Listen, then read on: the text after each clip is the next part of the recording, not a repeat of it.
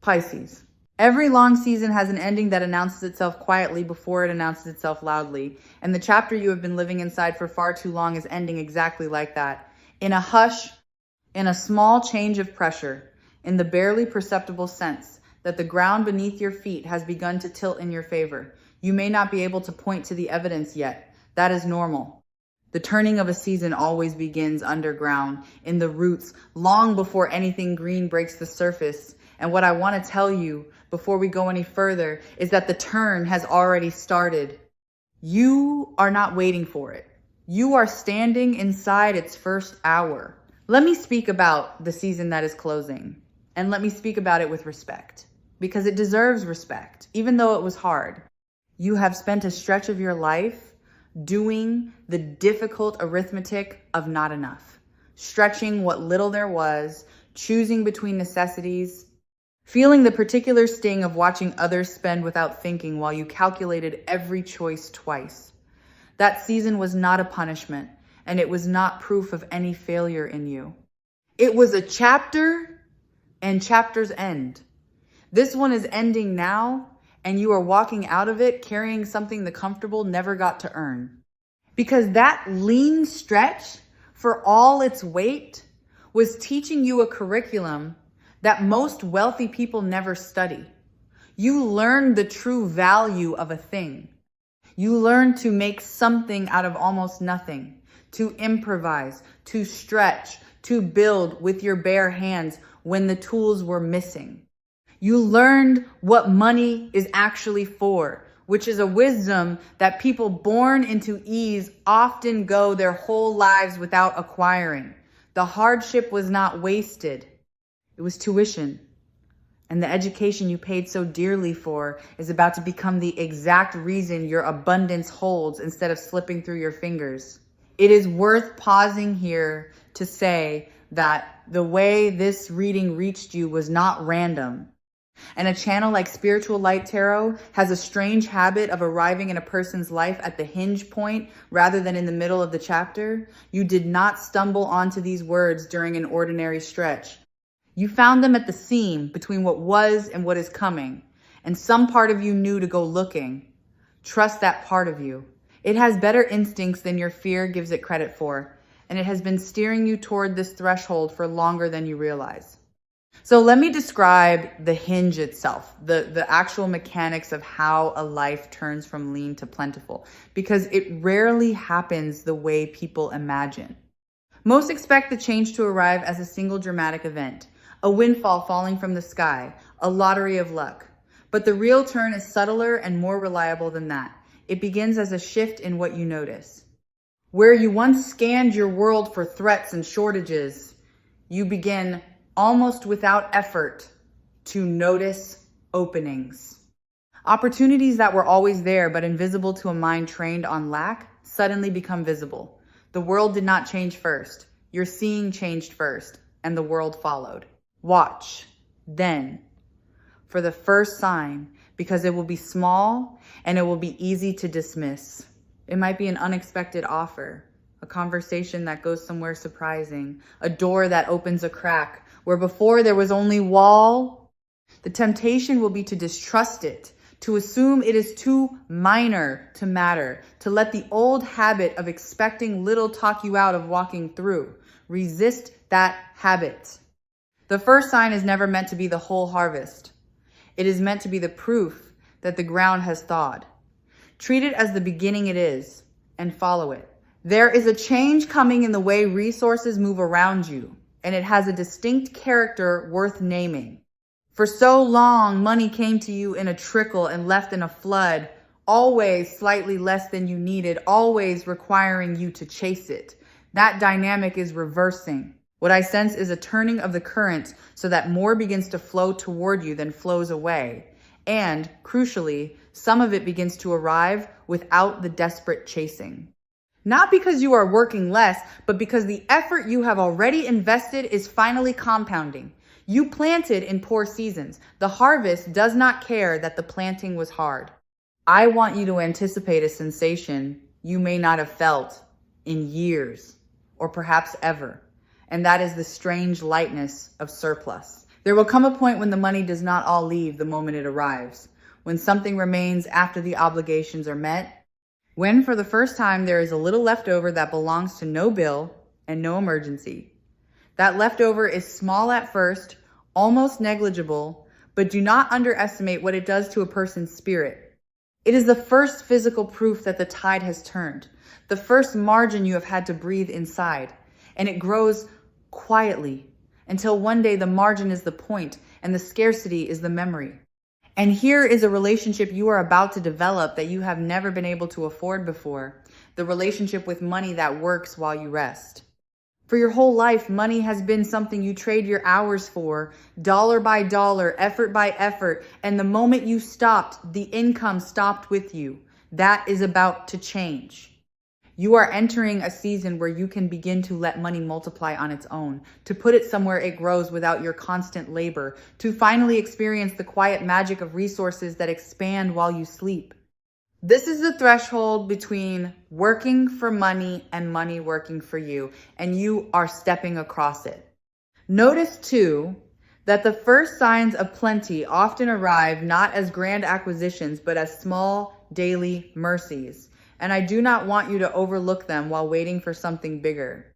The full tank without the wince. The good coffee bought without a second thought. The small gift for someone you love, given freely because you can. These modest pleasures are not trivial. They are the texture of a life without constant fear, and they will return to you one by one, each a tiny flag planted on newly reclaimed ground. Celebrate them as they come. They are the leading edge of the abundance, and honoring the small arrivals teaches your spirit how to receive the large ones. I want to name a specific inheritance you are carrying. And I do not mean money, I mean a story. There is a narrative about scarcity that runs in your family, or in your upbringing, or in the water you grew up drinking. An unspoken agreement that people like you do not get to have much. Maybe you watched a parent struggle. Maybe you absorbed the belief that reaching too high invites punishment. That story has been living in you like an old tenant who never paid rent, and I sense you are about to evict it. You may well be the one who breaks the pattern, the first in a long line to step out of the inherited smallness and into a largeness no one before you was permitted. Consider what it means to be the one who breaks the chain, because it is a sacred and lonely and magnificent role. The people who came before you did the best they could with the doors that were open to them, and many of those doors were nailed shut by circumstances they could not control. You are living in a season with more open doors, and you carry within you the accumulated longing of everyone who wanted more and could not reach it. When you rise, you do not rise alone. You rise carrying them, and your abundance becomes a kind of restitution for every dream that got deferred in the generations behind you. Now I want to talk about a skill you have been undercharging for, or perhaps not charging for at all, because this is where a great deal of your coming wealth is hiding.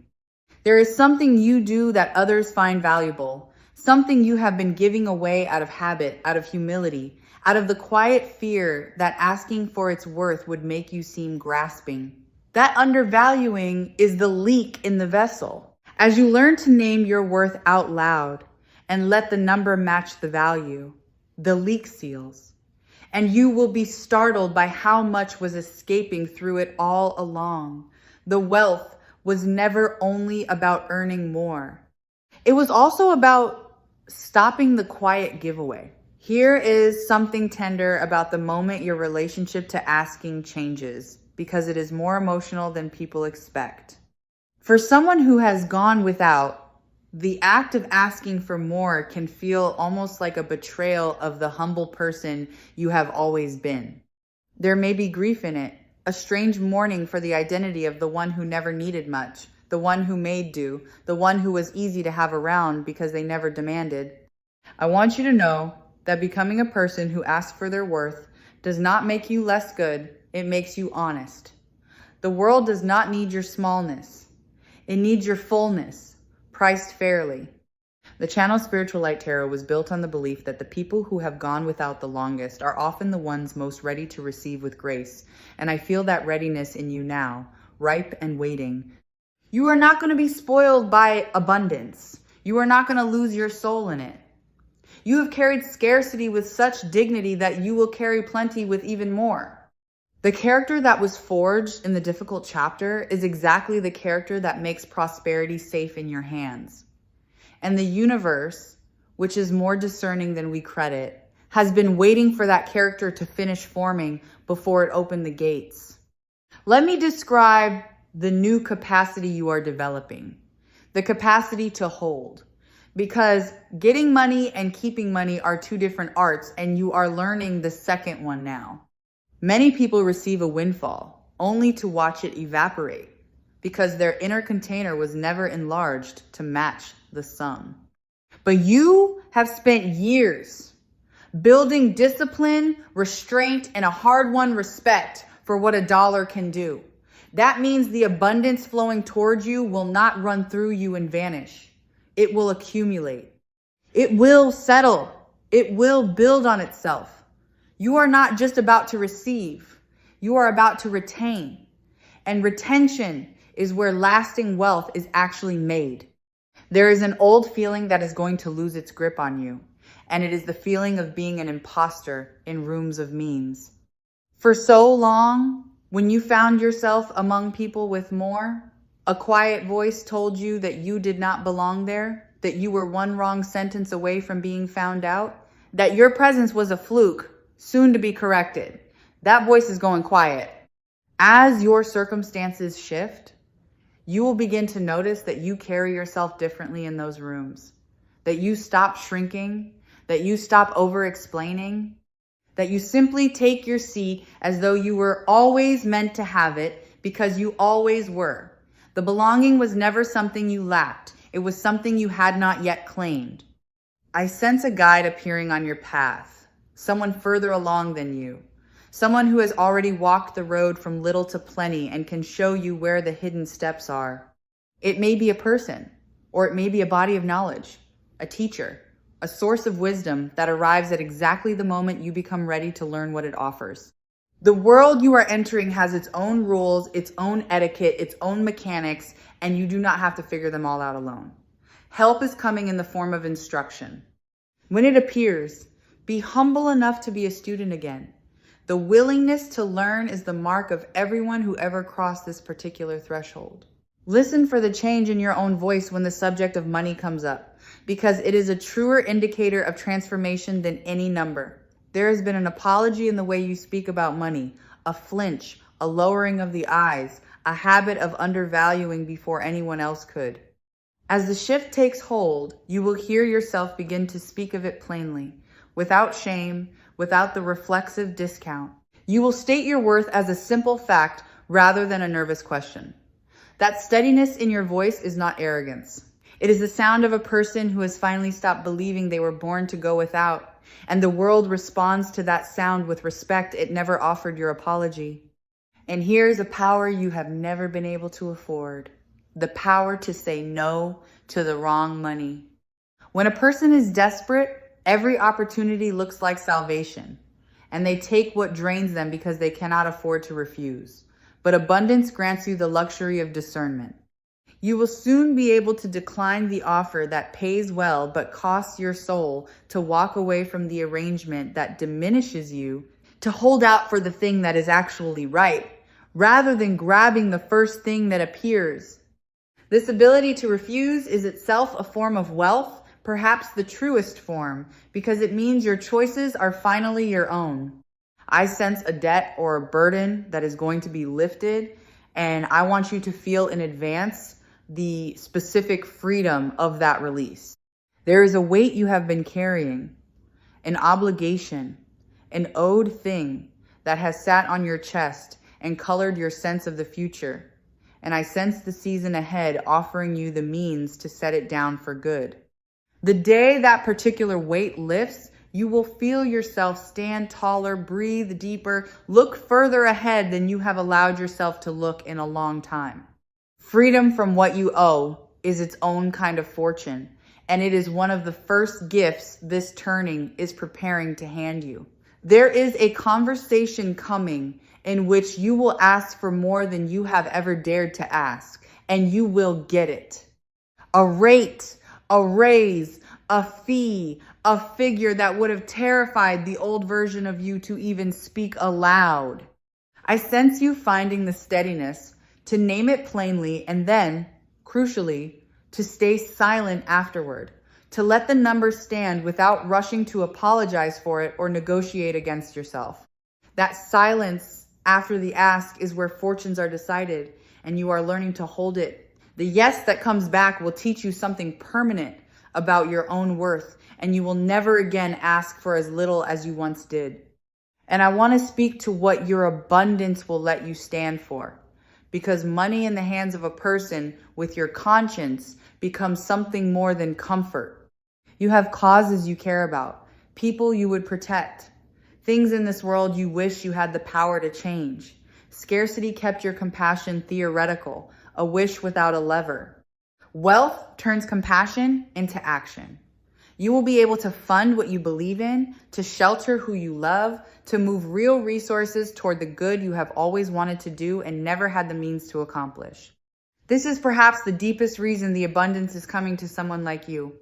It knows what you will do with it. I sense an opportunity with an unusual shape approaching, one that will not look like the opportunities you have been trained to expect. It may involve doing something you have never done before, stepping into a role that feels a size too large, saying yes to a possibility that scares you slightly with its scope. Your instinct, honed by years of playing it safe, may be to decline, to wait until you feel ready, to defer to someone more qualified. But readiness is a myth that keeps people poor. The opportunity is not asking you to already be the person who can handle it. It is offering to make you that person. Step forward before you feel ready. That is how the leap always works. There is a particular relief I want you to anticipate because it is one of the sweetest fruits of the turn, and it is the first time you look at a price and simply do not flinch. For so long, every purchase has been shadowed by calculation, every want weighed against every need, every small pleasure taxed by guilt. There is coming a day when you will reach for something and the old flinch will not arrive, when the arithmetic will fall silent, when you will simply be able to have the thing. That moment, small as it sounds, will bring tears to your eyes because it will be the body finally believing what the mind has been trying to tell it. The famine is over. I want to speak to the guilt that sometimes rides alongside new abundance because it can ambush a person who has known hardship, and I do not want it to steal your joy. When you begin to have more than the people around you had, more than your family had, more than the version of you from the hard years could have imagined, a strange guilt can surface, a feeling that you have somehow abandoned your own kind by rising. Let me dissolve that. You do not honor the people who struggled by struggling alongside them forever. You honor them by breaking free and then reaching back.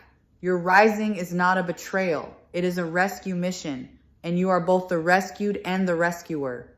Let me trace what tends to happen once the first income shift lands, because it rarely stays singular. The first new stream tends to reveal a second. The confidence from one success loosens the grip of fear enough that you begin to see other avenues you were previously too anxious to pursue.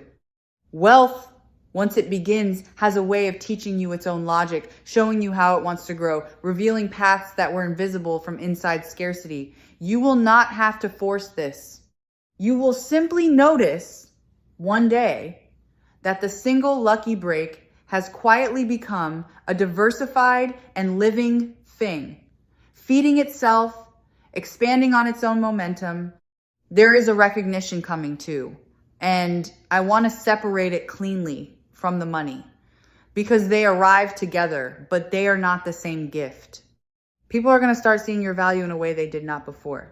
The same qualities that were overlooked when you had nothing become suddenly visible and admired the moment your circumstances begin to shift. It is unjust, in a way, that the world so often waits for external proof before it grants internal respect. But that is how it moves, and it is about to move in your favor. Let the recognition come. You do not have to pretend you do not enjoy being finally seen. I sense you will soon be in a position to be the generous one, And I want you to savor this in advance because it may be the single most healing part of the whole transformation. There is a specific joy, unlike any other, in being the one who picks up the check, who covers the shortfall, who says, do not worry about it and means it. For someone who spent years on the receiving end of other people's mercy, or worse, on the receiving end of no mercy at all. The day you get to be the source of the ease rather than the one who needs it will feel like a wound closing. You have been on the thin end of generosity long enough. Your turn to be the fountain is coming. Let me address the fear that this is all too good, that I am describing a life meant for other people, that surely the pattern of your existence has been set and this reading is a beautiful cruelty. I understand why that fear is there. When a person has been disappointed enough times, hope itself starts to feel like a setup. But patterns are not destinies. A pattern is simply what has happened until now, and until now is not forever. The evidence of your past is not evidence of your future, because the variable that was missing has just entered the equation, and the variable was never luck. It was your own permission, finally granted. Think about how much of your struggle was never about capability, because you were always capable. And it was never about worthiness, because you were always worthy. So much of it came down to a single locked door in your own mind, a belief that the good life belonged to a different category of person. That door is unlocking now, not through force, but through a quiet exhaustion of the lie. And on the other side of it is not some foreign paradise, but simply the life that was always meant for you, waiting patiently for you to believe you were allowed to walk in. There is a decision approaching, and I want you to be awake for it, because it is the kind of decision that quietly determines everything downstream. It will present itself as a choice between the safe, familiar smallness and the frightening, expansive unknown. Every cell trained by scarcity will vote for the safe option, because scarcity always mistakes familiarity for safety. But the expansive choice, the one that makes your heart beat faster with a fear that is really excitement in disguise, is the one that leads to the life we are talking about. When the fork appears, choose the direction that scares you in the good way. That fear is not a warning, it is a compass. I want to name the momentum you will begin to feel, because its arrival is one of the surest signs the turn is real. There is a phase in every transformation when things stop requiring so much effort, when the pushing gives way to a kind of pull, when the same work that used to yield nothing suddenly yields fruit. It can be disorienting, this ease, after so long spent straining. You may even distrust it, waiting for the difficulty to return. But the ease is not a trick. It is what the far side of the threshold feels like, and you are crossing into it. Let yourself trust the pull. You have earned the right to stop straining. Let me speak to the way your environment will begin to reflect the change, because the outer world keeps an honest record of the inner one. The people you spend time with, the conversations you find yourself in, the standards you begin to hold, the things you will no longer tolerate, all of these will start to rise. You will find yourself outgrowing situations that once seemed permanent, releasing relationships that were built on your smallness, gravitating toward people who see the version of you that is emerging rather than the version you are leaving behind. This is not disloyalty. It is growth. And growth always requires leaving some things gently on the shore. There is a specific dream you have been quietly nursing. Something you want so badly that you barely let yourself want it, because wanting it and not getting it would hurt too much. You have kept it in a locked drawer of your heart, taking it out only in private, telling no one. I want you to take it out now and look at it in full light, because the reading holds it as reachable. The thing you assumed was permanently out of your league is coming into range. Do not shrink the dream to protect yourself from disappointment. The disappointment you have been bracing against is not the future, the reading shows. Let the dream be as big as it actually is. I sense help arriving from an unexpected direction, and I want you to keep your eyes open for it, because it may not come wearing the face you expect.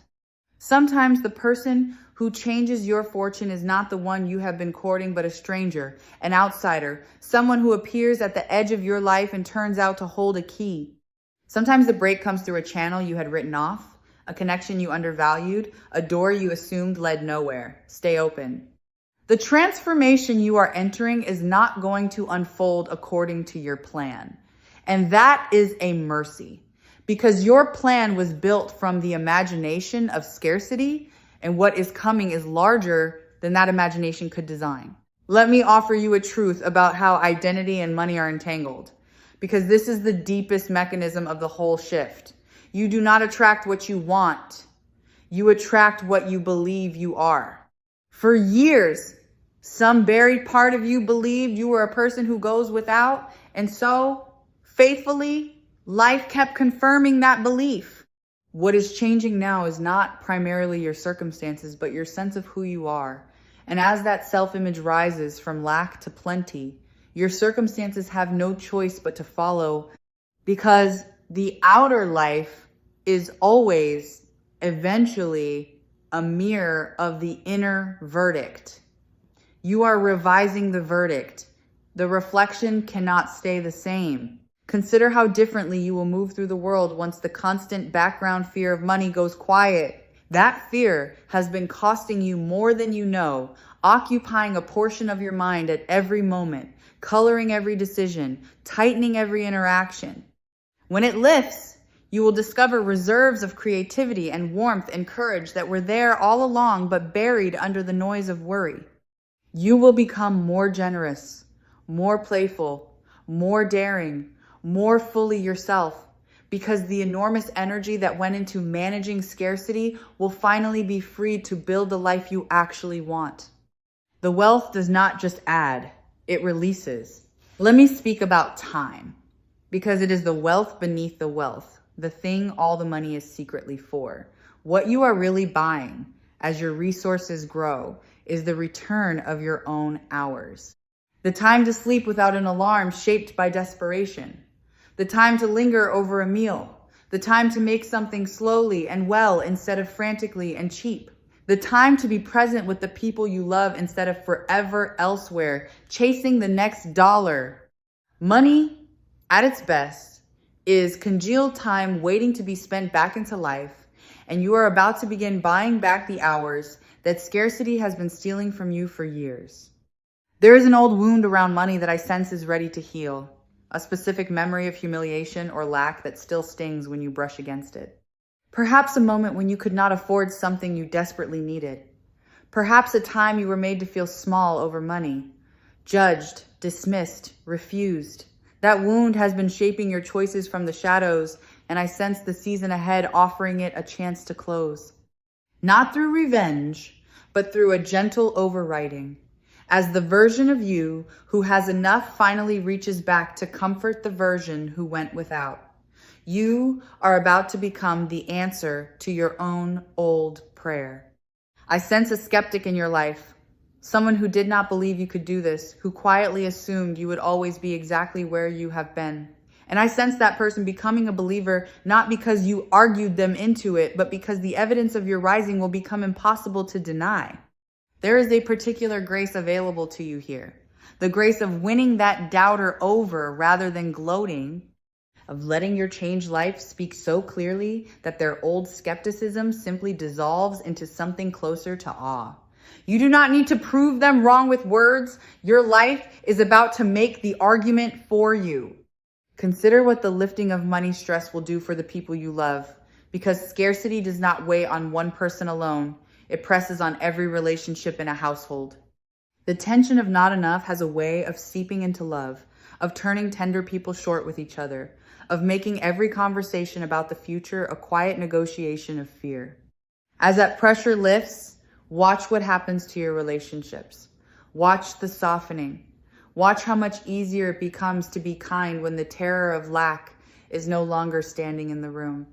Your abundance is not only going to change your bank account, it is going to change the emotional weather of your closest bonds. There is an idea you have dismissed, a possibility you waved off as unrealistic, impractical, not for someone like you, and I sense that this very idea may be the vehicle, the thing you talked yourself out of. The venture you assumed was too ambitious. The path you glanced at and looked away from because wanting it felt dangerous. I am asking you to look at it again. Sometimes the door we are most afraid to open is the one with our name already carved above it. And the reading suggests that the dream you filed under someday may in fact be the practical route to the transformation the title promises. Do not underestimate the idea you have been quietly protecting yourself from. Even in plenty, I sense you will keep your feet on the ground, and this is worth honoring because it is precisely what will make your wealth durable. You are not the kind of person who forgets where they came from the moment fortune arrives. You will keep the habits that served you, the respect for a dollar, the refusal to waste, the memory of the lean years that keeps you humble and wise. This groundedness is not a limitation. It is the ballast that keeps a rising ship from capsizing. And it means that when the abundance comes, it will not turn you into a stranger to yourself. You will remain recognizably, admirably you, only unburdened. And I sense in the longer arc of this that you are about to teach a different story than the one you were taught. Whatever scarcity you inherited, whatever fear about money was passed down to you like an heirloom no one wanted, you now have the chance to hand something else to the people who come after you. A different relationship with abundance. A belief that having is allowed. A model of a person who broke the old pattern and lived to show that it could be broken. This may be the most lasting wealth of all, the kind measured, not in what you accumulate, but in what you make newly possible for everyone who watches you rise. I want to describe the quiet dignity of the wealth that is coming to you, because it will not be the loud, garish, kind. What I sense for you is not the wealth that needs to be seen, the kind that shouts and clutters and proves. It is the calmer, deeper kind, the wealth of options, of security, of a life with margin in it. The freedom to breathe, the ability to weather the unexpected without terror, the peace of knowing there is enough. This is the richness that actually changes a person's days, and it is quieter and better than the fantasy version, and it is precisely the version arriving at your door. Everything Spiritual Light Tarot hopes to leave a person with comes down to a single conviction, and I want to place it in your hands as we near the end. The conviction that the difficult chapter was never the whole book, that the lean season was always a passage and never a destination, and that the wealth arriving is not a stranger's fortune wandering in by accident, but the harvest of every hard thing you survived. You are not going from broke to rich by luck. You are going from broke to rich by the slow, faithful ripening of a life that was always heading here, even in the years it did not look like it. So let me leave you standing at the threshold with clear eyes. Behind you is the chapter of stretching and counting and making do, and it is closing, and you may say goodbye to it with gratitude rather than bitterness, because it made you into someone who can hold what is coming. Ahead of you is a season of arrival, of receiving, of finally having the margin to breathe, and the means to be generous, and the freedom to reach for the dream you kept locked away. The turn has begun. You are already inside its first hour, and everything I have described is not a distant possibility, but a homecoming already underway, walking toward you as surely as you are walking toward it. Step through. The lean years are behind you now. Let yourself be rich in every sense the word can hold.